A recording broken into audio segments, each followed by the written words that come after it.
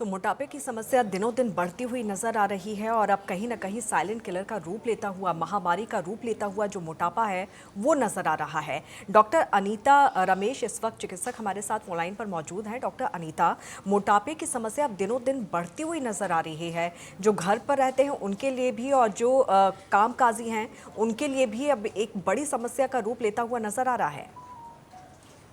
हाँ, आपने ठीक बताया है। ओबेसिटी, ओवरवेट, ये अभी बहुत सारी स्टार्ट विद छोटे बच्चों से शुरू करके टीनेज एज पे young adult and elderly people में अभी बहुत ज्यादा दिखाई दे रहा है। Total overall weight of the entire population अभी ज्यादा है।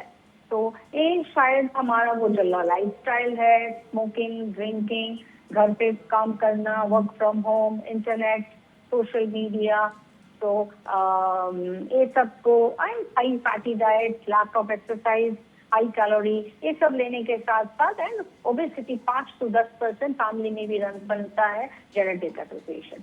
5 से 10% डिजीज रिलेटेड कोई बीमारी से भी हो सकता है, जैसे हाइपोथायराइड, थायराइड हार्मोन का कम है, हाइपोकोलेस्ट्रॉलमिया, डायबिटीज से भी होते हैं, हार्ट प्रॉब्लम से भी। तो काफी कारण है, तो इसी से बढ़ रहा है। हमारा लाइफस्टाइल जैसे बदलता है, डिजीज भी वैसे वैसे बदलते रहते हैं और ओबेसिटी, मोटापन अभी काफी ज्यादा है हम लोग सबके अंदर। ये बच्चों में भी, एडल्ट में भी है। तो ये हमको रेगुलर चेकअप करना है, इसको बोलते हैं बॉडी मास इंडेक्स। तो देखना है इसी बॉडी मास इंडेक्स कैसे है, लो, इंटरमीडिएट और हाई और ओबीस, मॉर्बिड ओबेसिटी भी बोलते हैं। और इस ओबेसिटी के लिए बहुत सारे साइड इफेक्ट्स भी होते हैं, जैसे सांस फूलता है, ज्यादा दूर तक हम चल नहीं सकते हैं, इसके साथ साथ डायबिटीज भी आ जाते हैं, hypertension, heart problem, kidney failure भी होते हैं, कोलेस्ट्रॉल ज्यादा बढ़ते हैं, उसके साथ साथ हमारा ब्लड वेसल्स क्लॉट हो जाते हैं, blood clotting, cerebrovascular accident, okay, बहुत सारे all multi, liver damage, kidney damage, cardiac problem, pulmonary problem, ये सब एक साथ आते हैं इसी बीमारी से।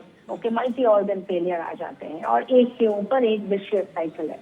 अंटिल एंड अनलेस हम लोग के ओबेसिटी को थोड़ा कम करें और उसके साथ साथ हम बोलते हैं मास्टर हेल्थ चेकअप करिए, कोलेस्ट्रॉल, लिपिड प्रोफाइल, ईसीजी करो, एक एक्सरे, चेस्ट एक्सरे, अल्ट्रासाउंड, उसके साथ साथ sugar levels, HbA1c, kidney function, liver का function, electrolyte, sodium and WBC, उसको सब कराना है, डॉक्टर से मिलना है। अगर कुछ बीमारी है हम लोग दवा से वो सही कर सकते हैं।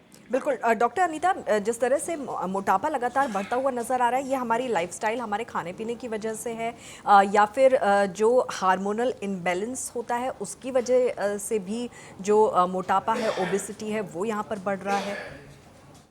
हाँ, वो ठीक बताएं। हार्मोन, इसको बोलते हैं मेटाबॉलिक सिंड्रोम बोलते हैं, जो हार्मोनल डिफिशिएंसी के, hormonal imbalance, because of parental lifestyle से हार्मोन इम्बैलेंस होता है। Metabolic, it's called metabolic syndrome. उसमें क्या होता है, ज्यादा फैट अब्जॉर्प्शन होते हैं, शुगर अब्जॉर्प्शन होते हैं। हमको बहुत आदमी बोलते हैं हम थोड़ा सा खा रहे हैं बट मोटापन ज्यादा हो रहा है। हार्मोन मिलियो इनसाइड द बॉडी ऐसा है, तो उसी हिसाब से वो मोटापन बढ़ जाता है। That is called metabolic syndrome. और उसके लिए अभी काफी ट्रीटमेंट है।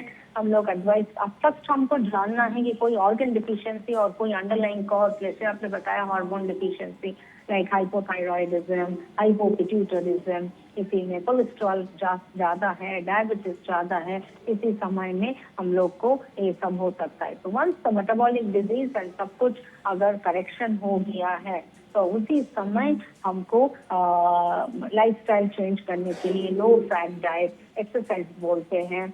और उसके साथ साथ अगर आप 1-2 साल तक ये सब सही ढंग से किया, वेट लॉस नहीं किया, तो उसके साथ अभी नया दवा निकाला है, उसको बिल्कुल, दवाओं के बारे में भी हम यहाँ पर जानेंगे। लाइफस्टाइल किस तरह से होनी चाहिए, आपका डेली रूटीन किस तरह से होना चाहिए, वो भी हम डॉक्टर अनीता यहाँ पर आपसे समझेंगे कि किस तरह से